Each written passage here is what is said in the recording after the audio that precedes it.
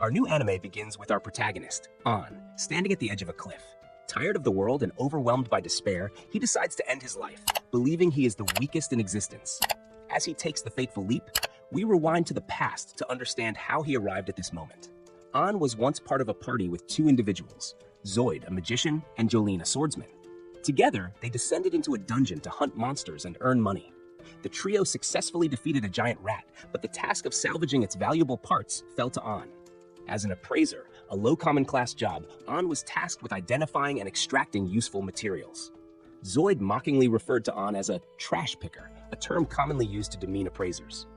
In this world, one's status and future are determined at birth. The goddess of light grants individuals their job, while the goddess of darkness bestows their skills. While skills can be trained and leveled up, the assigned job is permanent and passed down through generations. The society is divided into three classes: rare classes like merchants and strategists, high common classes with combat roles, and low common classes, which include appraisers and farming-related jobs. An, born into a low common class family, lost his parents early in life and was unable to continue the family business. With no other options, he became an adventurer despite his appraiser status. Unlike combatants, appraisers were often looked down upon since their skills could be replicated by magic tools and guilds. This made An a target of ridicule and mistreatment, particularly by Zoid, who hired An specifically to avoid getting his own hands dirty. After defeating the giant rat, An noticed its tooth was valuable, but struggled to pry its mouth open. He asked Zoid for help, but Zoid sneered, insisting An do it himself. With no choice, An complied, enduring the insults and humiliation. However, deeper in the dungeon, they stumbled upon a dead hellhound. Zoid, elated by the potential loot, ordered An to extract its parts. An, however, found the situation suspicious. Finding a dead B-rank monster without any signs of battle was unusual.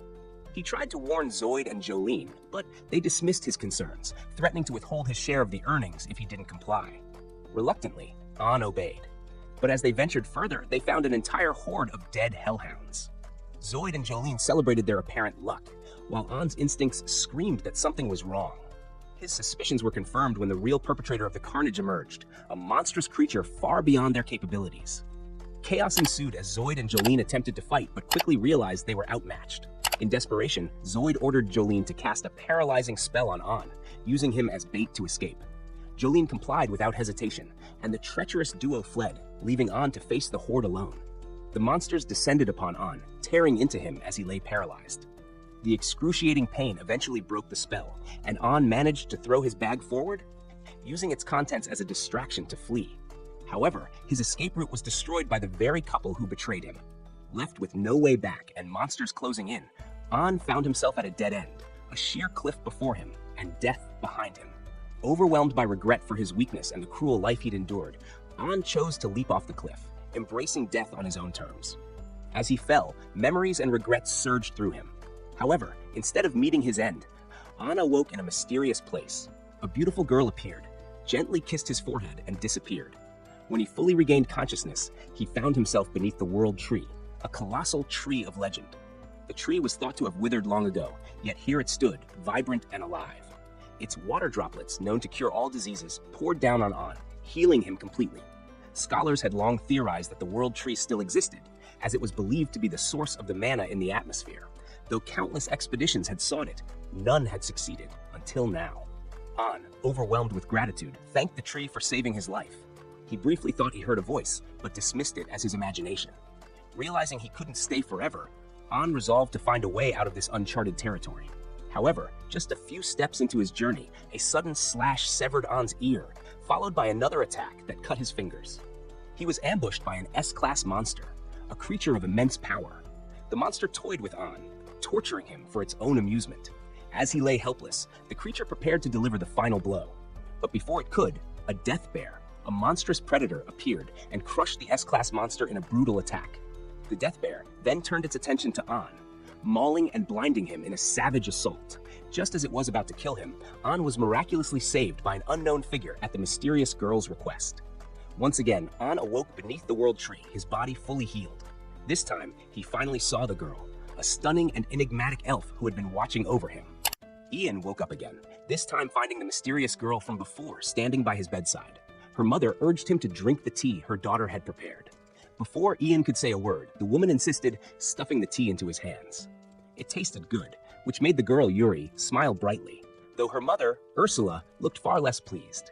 Yuri introduced herself and explained that she had begged her mother to save Ian. When Ian thanked her, Yuri humbly refused to take the credit. But Ursula clarified that it was indeed her daughter's pleading that had moved her to act. Ian learned that Ursula was the guardian of one of the 9 world trees scattered across the land.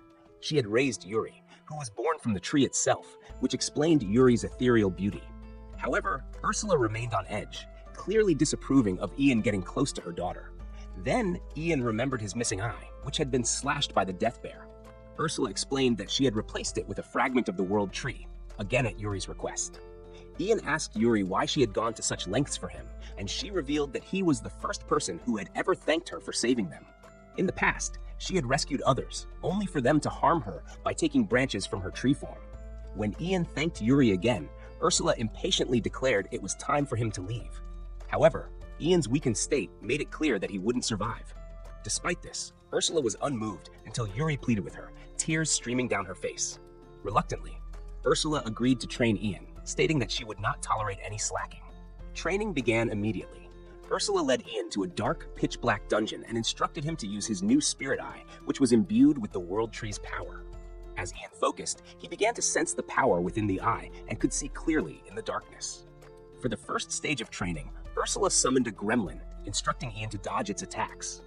She explained that combining his spirit eye with his appraisal skill would sharpen his observational abilities to an extraordinary degree. At first, Ian struggled, but with repeated efforts and the healing properties of the World Tree droplet Yuri had given him, he began to improve. After a week of relentless practice, Ian mastered basic defensive techniques. Next came offense. Lacking combat skills, Ian was initially unsure how to proceed, but Ursula handed him a wooden sword crafted from one of Yuri's branches. She warned him not to break it. Ian's first attempts to counter the gremlin's attacks failed. However, with Ursula's guidance, he learned to use his spirit eye to observe the gremlin's movements in slow motion. This allowed him to land a decisive blow, defeating the creature and earning his first victory against a monster. But there were many more gremlins in the dungeon. Over time, Ian developed his skills, eventually learning to use his appraisal ability to copy the gremlin's unique techniques.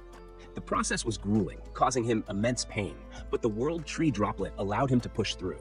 Finally, Ursula decided Ian was ready for advanced training. She allowed him to copy her own powerful skill, Scar Incantation, which allowed spells to be cast instantly with just a thought. While Ian initially struggled to handle the immense power of the ability, he gradually adapted, training his magic reserves until they could sustain the skill. After a month of relentless training, Ursula deemed Ian ready to face the Death Bear once more. Ian was nervous, but Ursula's confidence in him gave him the courage to step forward. The battle was intense. Ian's initial attacks missed, and his spells barely scratched the beast. However, he combined his spirit eye and newly learned techniques, using close-quarters wind magic and relentless fireballs to wear the creature down. Though the fight was reckless and chaotic, Ian finally landed the decisive blow, bringing the Death Bear down for good. As the battle ended, Ian stood victorious, battered but proud of his growth. His journey was just beginning, and greater challenges awaited. And with that, our episode ends. Stay tuned for the next chapter of this thrilling anime. Don't forget to subscribe to the channel and hit the bell icon to receive updates. Until next time, take care and see you soon. Ursan Nevan was ready to leave, but as a parting gift, Ursula asked Yuri to give him the spirit core of the World Tree. She had already infused one in his eye, and this second one held Yuri's power. Although Ian hesitated to accept, Ursula explained that once he died, the core would return to the World Tree. Reluctantly, Ian agreed, and the core was infused into his eye. But then something unexpected happened. Yuri suddenly vanished and reappeared inside his eye. The spirit core had created a link between Ian and the tree, allowing Yuri to stay with him as a companion. Excited, Yuri offered her healing powers to assist Ian. Unsure how Ursula felt about the situation, Ian watched as Ursula explained she had done this for Yuri, giving her the chance to experience the outside world. As another gift, Ursula etched a new mark on Ian's hand, which worked as a storage spell. She also provided materials to forge a powerful sword, but in a surprising twist, she stabbed it into Ian's eye, binding it to him. Lastly, Ursula handed Ian a Philosopher's Stone, which created a permanent link with her. Now, she could see everything Ian experienced and warned him not to try anything with Yuri. Ian asked Yuri what she wished to do once they reached the surface. Yuri expressed her desire to see her family, explaining how the World Tree, once a single entity, had been split into 9 branches and hidden in various dungeons. Determined to make her wish come true, Ian took his first step outside. Guided by Ursula, Ian encountered a viper. He defeated it, and Yuri instantly healed him, sparing him the usual headaches from battles. Soon, Ian came across an ominous door, sensing it would lead to something dangerous. His instincts were correct. It was the dungeon's boss room. Inside, the dungeon itself revealed its dark nature. It consumed humans to sustain the boss, powered by a spirit core at its center. The fight was intense, with Ursula guiding Ian through every move. The boss landed a heavy blow, but Yuri's constant healing kept Ian in the fight.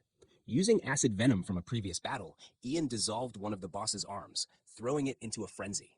At this point, Ursula granted Ian permission to use the ultimate spell she had taught him.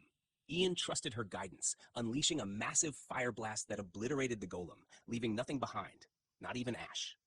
The battle won. Ursula examined the spirit core, recognizing its similarity to the World Tree Core. She offered to use it to enhance Ian's powers, and he agreed. With the core's infusion, Ian's eye evolved into the Spirit God Eye, capable of further leveling up by absorbing labyrinth cores. The dungeon sealed itself, ensuring no one could reach the World Tree again, allowing Yuri to live in peace. Finally, Ian and Yuri stepped into the outside world. Meanwhile, in a tavern, Zoid entertained the crowd with a dramatic tale of how he heroically sacrificed himself as bait to save Ian. However, Ian arrived just in time to expose Zoid's lies. Furious, Zoid claimed Ian couldn't have survived, but the crowd noticed Zoid's rage seemed out of place. Ian revealed how Zoid and Jolene had paralyzed him and left him for dead. The crowd turned against Zoid, but Ian stopped them. He acknowledged that if Zoid hadn't abandoned him, he never would have met Yuri and Ursula. Thanking Zoid, Ian left the tavern. Ian soon ventured into another dungeon and acquired its core to level up his eye, though there was no sign of a world tree. Ursula accepted this, understanding that finding the world tree wouldn't be easy. Yuri remained hopeful. During their journey, they heard a woman's voice and rushed to help. Monsters were attacking a group of survivors. Ian and Yuri saved everyone still alive, but one of them, a young woman named Claudia, instantly fell for Ian. Embarrassed, Ian asked her companion Jasper to intervene, only to learn he wasn't her brother.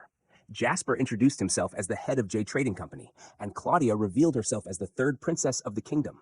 Grateful for their rescue, Jasper invited Ian and Yuri to his manor. Claudia, still smitten, boldly declared her interest in Ian. To deter her, Yuri claimed to be Ian's wife, but Claudia wasn't discouraged, suggesting she could become his second wife. While Yuri was flustered, Ursula found Claudia amusing, thinking she'd made a new friend. At the manor, Jasper revealed his true intentions. He recognized the spirit core in Ian's eye and recounted the legend of the World Tree's power, which was used to seal away the Demon King. Jasper wanted the spirit core to protect it in his collection. Though Ursula considered the idea, Ian refused. Instead, they decided to remain friends. Before parting, Ian asked Jasper about other spirit cores. Jasper shared what he knew, but the location he revealed was highly dangerous. With their next destination set, Ian and Yuri prepared for the journey ahead. Ein hurried over, knowing that Yuri's sister could be here. Since Yuri is a world tree, that meant the other world trees were her siblings. However, he quickly hit a dead end. Ursula, unfazed, told him to touch the wall. It was actually a gateway into the dungeon. The dungeon had its own atmosphere, but Ursula immediately saw through it.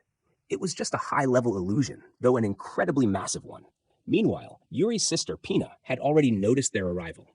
Yuri was eager to meet Pina immediately, but Pina, being her usual mischievous self, insisted they reach her by making their way to the end of the dungeon. She claimed she couldn't leave her place, so they had to come to her instead. The only issue? Pina had personally set up countless traps throughout the dungeon.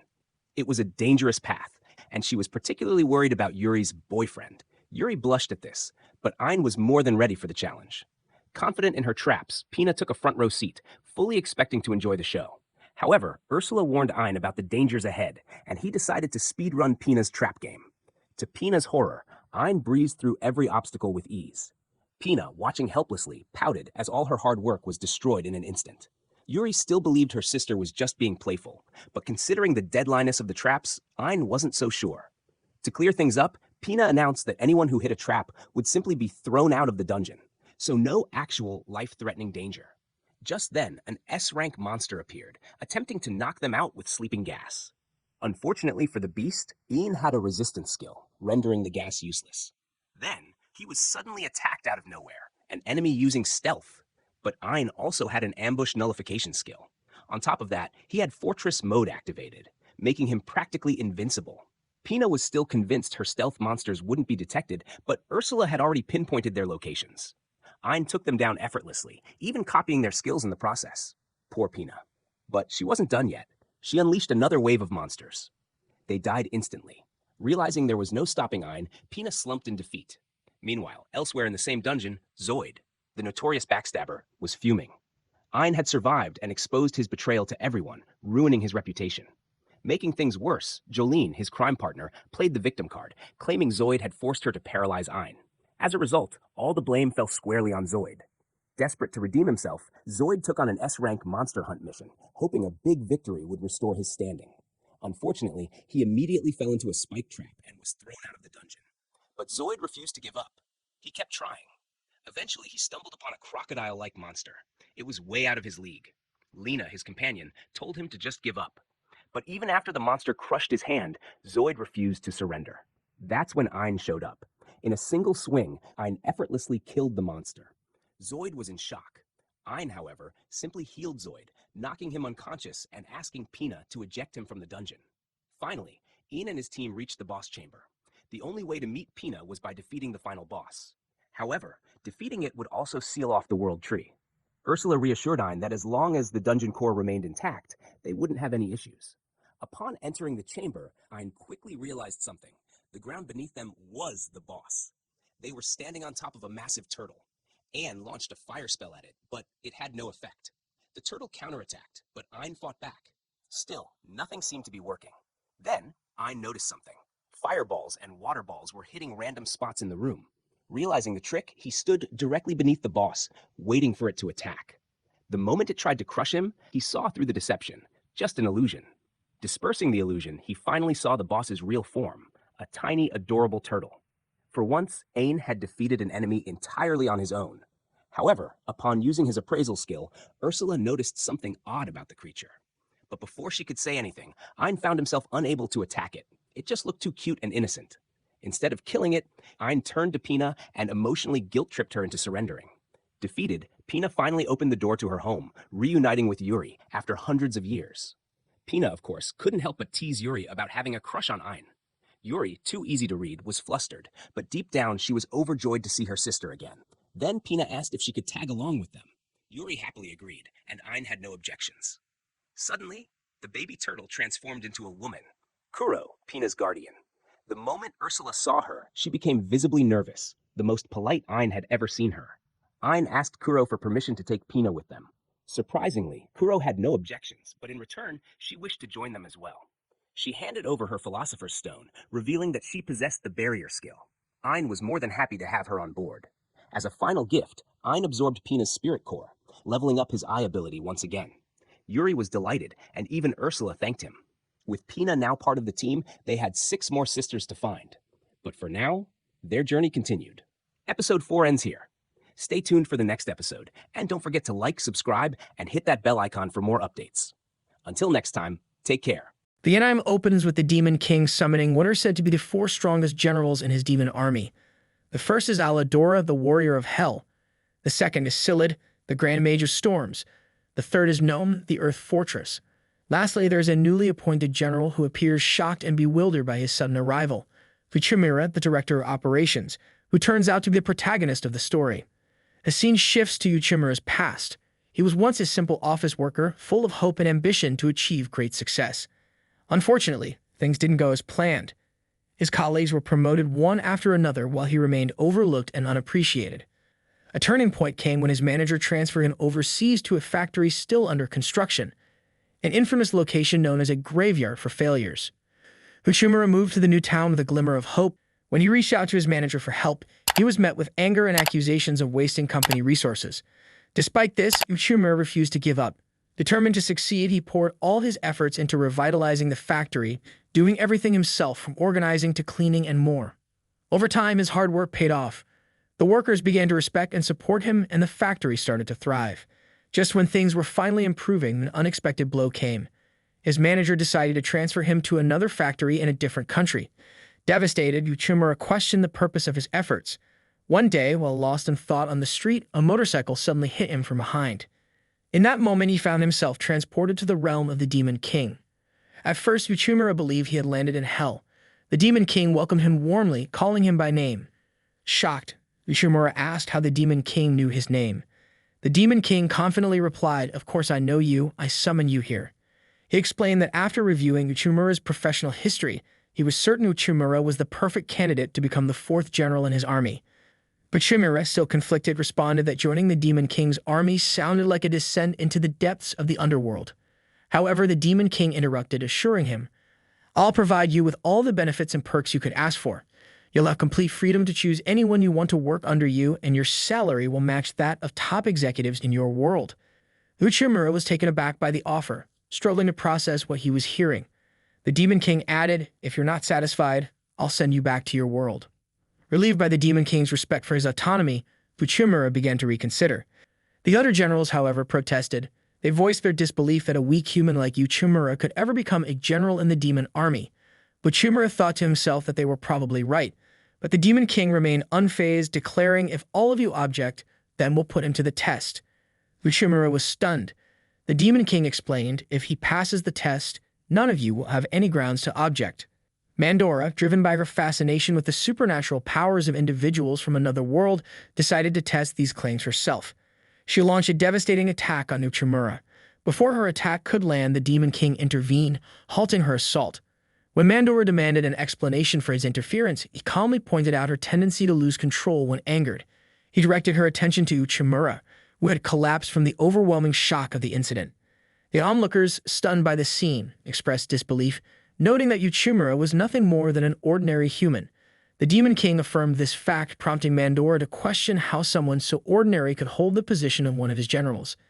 Despite her objections, the Demon King stood by his decision, explaining that Uchimura's presence in the army was deliberate. The Demon King acknowledged the internal challenges within his forces, but emphasized that Uchimura's intelligence and strategic thinking were precisely what the army needed. The Demon King revealed that Uchimura's first test would be to secure an agreement with the Minotaur army. This revelation left Uchimura stunned, comparing the challenge to the difficulty of a high-stakes job interview. The Demon King informed Uchimura that he could turn to Mandora for assistance if needed and left him to face the daunting task ahead. Mandora interrupted his thoughts, announcing their arrival at their destination, a massive door, which she identified as the entrance to the Minotaur leader's chamber. As the door creaked open, Uchimura was overwhelmed by fear at the sight of the towering Minotaur leader. The leader's imposing figure made Uchimura doubt whether peaceful negotiation was even possible. Sensing his hesitation, Mandora offered to help, sharing some tips on negotiation. Uchimura felt a brief sense of relief, but it quickly evaporated as her abrasive approach immediately angered the Minotaur leader. Observing the chaos, Uchimura silently concluded that Mandora was ill-suited for diplomacy. After leaving the chamber, Mandora explained that the negotiations had initially been going well but collapsed when the leader outright rejected the proposed conditions. She admitted to multiple failed attempts to negotiate in the past and, in her frustration, blamed the Minotaur leader for being unreasonable. Turning to Uchimura, she declared it was now his turn to handle the negotiations, leaving him speechless and unsure of how to proceed. Standing alone, Uchimura questioned how he could possibly persuade such an intimidating creature. In his uncertainty, a memory surfaced of difficult negotiations he had faced in his previous life. During challenging times, he would retreat to a quiet tavern to clear his mind and find clarity. Recalling how he had always managed to overcome obstacles, he steadied himself, drawing upon his past experiences and resolving to succeed in the negotiations, no matter what lay ahead. The focus shifted to the Demon King, where Mandora provided an update on Uchimura's situation. The Demon King, maintaining his composure, expressed confidence in waiting to see how Uchimura's negotiations would unfold. Later, Mandora stumbled upon Uchimura surrounded by piles of trash, rummaging through the mess as requested by the Minotaur leader. Several filled bags sat neatly beside him. She remarked on how quickly he had taken control of the negotiations. The following day, Uchimura entered the Minotaur leader's chamber. Mandora, unable to suppress her curiosity, decided to check on the progress. To her surprise, the room was filled with heaps of the Minotaur leader's trash, but neither Uchimura nor the leader was present. Confused, she speculated that the negotiations might have failed, prompting the leader to leave. At that moment, Uchimura appeared calmly, explaining that the Minotaur leader was with the Demon King finalizing the agreement. Mandora, baffled, demanded to know what had happened. Uchimura revealed that the agreement had been completed the previous day. Stunned, Mandora questioned how he managed to strike a deal with someone so notoriously stubborn in just one day. Uchimura explained to her that she had misunderstood the situation. She believed the Minotaur leader was rejecting the negotiations, but in reality, the negotiations were progressing smoothly. The issue, he said, was the negotiation approach. He shared an experience from his past with a client who initially rejected everything, but later agreed once trust was established through clear, passionate, and emotionally driven explanations of the terms. Uchimura pointed out that the failure in Mandora's negotiations stemmed from the Minotaur leader not understanding the terms or the purpose of the negotiations. He also highlighted that the straw requested by the leader was an important gesture of goodwill in their culture, as the Minotaurs used straw to accommodate guests, sleeping on it to avoid overcrowding their rooms with furniture. The leader had been frustrated because he couldn't sleep comfortably on the ground. Hearing this, Mandora felt a pang of regret, realizing that the failure had been due to her inability to understand the Minotaur leader. However, the Minotaur leader interrupted, admitting that the fault was mutual. He hadn't understood her negotiation style either and apologized to her. They shook hands, reconciling their differences. The Minotaur leader then expressed gratitude to Uchimura, thanking him for making the agreement possible. At that moment, the Demon King appeared and praised Uchimura's unique talent for identifying unnoticed problems and resolving them effectively. He then formally welcomed Uchimura as a general in his army, declaring that no one could doubt his abilities after the success of this test. He turned to Mandora, who, though reluctant, finally agreed with the decision. The Demon King then asked Uchimura to extend his hand. He presented him with an emblem symbolizing his status as one of the 4 generals. After putting it on, Uchimura was instructed by the Demon King to always act decisively and do what he believed was right without hesitation. Uchimura felt a deep sense of pride and pledged to fulfill his role with dedication. Mandora, in her usual sharp tone, asked Uchimura to raise his hand. When he seemed confused, she scolded him and explained that this was their way of welcoming new comrades. She then declared that she hadn't fully acknowledged him yet and demanded that he prove himself further by succeeding in more negotiations. The Demon King concluded by stating that the army was still incomplete and had many issues to address. However, with Uchimura leading the way, they would advance and achieve greatness. Standing by the window of his chamber, he reviewed the strategic documents outlining the army's plans, responsibilities that now rested heavily on his shoulders. A former ordinary worker, Uchimura resolved to prove himself and earn the Demon King's trust despite his humble origins. Shaking off the shock, he decided to introduce himself to the other generals whom he had yet to meet. His first stop was General Sid's room. However, Sid's assistant curtly informed him that the general was away and slammed the door before Uchimura could respond. His plans were interrupted when Mandora, one of the Demon King's advisors, appeared with a summons from the Demon King himself. There, the Demon King tasked him with a critical mission, negotiating an alliance with the Ghoul clan. The Demon King explained that while the Ghoul army was as powerful as their own, their relationship had always been tense, marred by mistrust and espionage. Forming an alliance, he emphasized, was crucial to securing dominance. However, the Demon King acknowledged the difficulty of this task, given the clan's history of rejecting such agreements, and expressed unwavering confidence in Uchimura's abilities. Mandora offered to assist, but their collaboration began on a tense note. Before embarking on their mission, Uchimura suggested visiting General None. Mandora, however, expressed frustration, insisting she had other preparations to attend to. After some negotiation, they agreed to divide their responsibilities. At General None's training grounds, Uchimura was awed by the discipline and sheer size of her army. The soldiers drilled with unmatched intensity, and None moved among them, offering praise and corrections. Negotiating with him, she warned, would be daunting. Before Uchimura left, None handed him a strange object that had unsettled her subordinates, asking him to dispose of it. As Uchimura turned to leave, Mandora appeared, visibly irritated. When he questioned her presence, she explained that her preparations were complete, and she had come to check on him. None dismissed Mandora with a disdainful remark, referring to her as that thing. Finally, Uchimura and Mandora arrived at the Ghoul clan's fortress. They were made to wait at the gates for hours, a clear intimidation tactic. Mandora grew increasingly agitated, but Uchimura reassured her that such delays were common in negotiations. Eventually, the Ghoul leader's assistant appeared, apologizing for the delay and granting them entry. Inside, they were led to a grand chamber where the Ghoul leader awaited them. He wasted no time directly addressing the purpose of their visit. To their shock, he declared that he would only agree to an alliance if they delivered the head of their own Demon King. Mandora, furious at the outrageous demand, was on the verge of an outburst, but Uchimura intervened, calmly responding, "Well, think about it. Thank you for your time." He then led Mandora out of the chamber. Outside, Mandora's fury erupted as she ranted about the leader's disrespect and impossible demand. Uchimura, however, remained calm, explaining that the leader had never intended to form an alliance. By making such an outrageous demand, he sought to shift the blame for the failed negotiations onto them. Their conversation was interrupted by the appearance of the ghoul leader's daughter, Olulu. To their surprise, she pleaded with them to overthrow her father and remove him from his throne. She revealed that the Ghoul clan was in financial ruin, with its people struggling to survive. Her father's refusal to adapt or seek alliances had brought them to the brink of collapse. Despite her bold request, Uchimura admonished her for openly discussing such sensitive matters. He emphasized the importance of discretion, earning Olulu's gratitude for pointing out her mistake. To everyone's astonishment, Olulu then asked Uchimura to marry her and take over as the clan's leader. Mandora was visibly furious, but Uchimura, overwhelmed, promised to think it over. Later, while Mandora and Uchimura discussed their next move at a tavern, inspiration struck Uchimura. He realized that instead of focusing solely on the Ghoul clan, they could unify the neighboring clans, forming a strong alliance that would force the Ghoul leader to the negotiating table. A week later, the Ghoul leader summoned them again, enraged that Uchimura had successfully integrated the neighboring clans into the Demon King's army. Uchimura explained that his actions were meant to strengthen the region as a whole, subtly provoking the leader into losing his composure. At that moment, Olulu entered, revealing that she had facilitated Uchimura's efforts to ensure her father couldn't ignore the alliance's benefits. Tearfully, she reminded her father of his past strength and urged him to embrace change for the clan's future. Reluctantly, the Ghoul leader agreed to consider the alliance. Days later, Mandora informed Uchimura that the leader had officially accepted. However, Uchimura was now swamped with new responsibilities, including selecting a subordinate from the Demon King's army. Mandora suggested he trust his instincts, but Uchimura admitted he had hoped she could be his partner as he trusted her deeply. Embarrassed, Mandora blushed. Their conversation was interrupted by a knock at the door. Olulu entered, announcing that her father had entrusted her with significant responsibilities within the clan.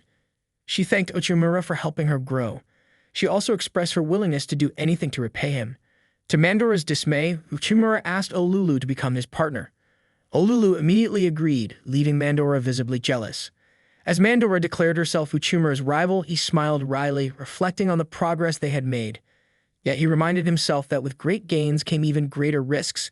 Resolving to remain vigilant, he steeled himself for the challenges ahead, ready to serve the Demon King's army.